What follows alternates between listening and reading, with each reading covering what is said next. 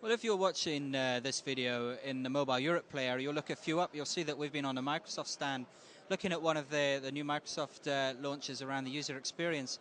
And that's kind of relevant to where we are here with SPB Software, because you're a software and applications developer on top of the Windows Mobile platform. And what you've got here is your Windows Mobile or your SPB Mobile shell. So what is that for people who don't know what that is? Yeah. So here we are announcing the third version of SPB Mobile Shell, and the previous version 2.0 we announced a year ago, and it was a very successful product. So it was the best sold product for Windows Mobile in 2008, and many OEMs included it in ROM. For example, Sony Ericsson shipped it as a panel, and mobile operators like O2 UK included it as its own user interface. So we definitely built on this success, and 3.0 is a big step forward. And the main idea behind it was to fulfill more needs or wider audience of users. Because the 2.0 was targeted more on mobile professionals. Now we try to include more lifestyle users.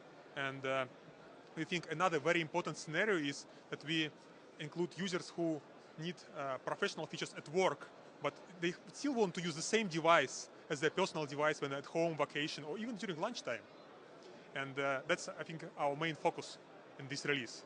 And what is the advantage of for a developer of working with this release rather than say what's natively on the Windows Mobile platform itself? Yeah, so Windows Mobile device is, by the way, it's a very powerful platform. So if you compare with other phones, feature by feature, then probably Windows Mobile will be a winner in many cases. But it's not always user-friendly. Microsoft is definitely working on it. But what we offer right now, so it's available right now. End user can download it, or OEMs can install it. That's our strength. So if you take a standard Windows Mobile interface, sometimes it's difficult to use. Sometimes you need to take out the stylus. You cannot use it just with your finger, and sometimes it's just difficult to use. So here, I just would like to demonstrate our concept of our new home screen. So this is a professional view, and this is the view when you're at work. You have all the important information at one screen. And when you're at lunchtime on vacation, you can very easily switch to your lifestyle layout, or we call it for play. So it's widget-based, and it has multiple pages. You can configure it the way you want, and that's it. And then when back at work, you again use your professional layout. Do you think that for operators it might drive usage or make discoverability of services easier? Is that part of what you're doing as well?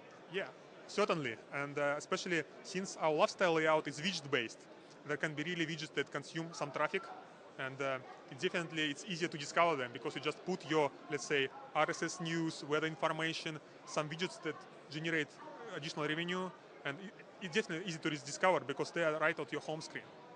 Okay, and the Windows Marketplace that Microsoft announced, will you be on that so consumers can do the sort of, get the application themselves from that? Yeah, actually, we are really excited about this Microsoft Marketplace. I think for us, it's a very great opportunity, and we're really excited about it. So that's a yes? Yes, sure, yeah. Good, okay. So maybe, are there any other features that you think are of interest apart from that initial user interface? Yeah, I think there are two things I would like to mention briefly. First thing is contact management. And I think that contact management is a very important part of any smartphone. And for contacts, we put a special attention on so-called favorite contacts. And I like to say that we call these contacts favorite contacts for a reason. And the reason, because that's our favorite contacts. It's our, let's say, family, friends, some selected coworkers. So, and it's important not only just to make sure that you can make quick phone call to them, that you enjoy the process working with them. You can set up them in a very nice way. So that is much put a lot of attention on pictures. So we work with pictures. We can arrange them in any flexible way, different picture sizes and so on. It's widget-based. And there is another interesting point with contacts, that we found that most users don't have pictures of their contacts on their phones. And it's pretty clear. Okay, I don't want to have a picture of my friend right now because I see there is no picture. But he's probably in Moscow or in London. I cannot do it.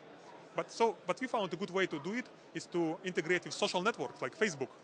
And the main idea is it's difficult to make good pictures of all your friends, but everybody makes a good picture of himself.